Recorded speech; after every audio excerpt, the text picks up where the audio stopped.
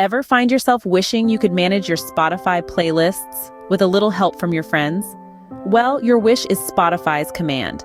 Introducing Spotify's group feature. Picture this.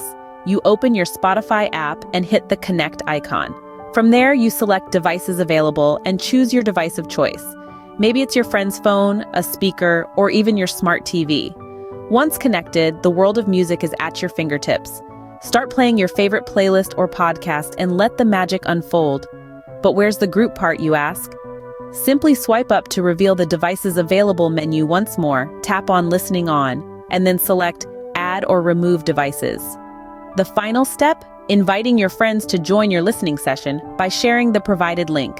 They can then join in and contribute to the queue.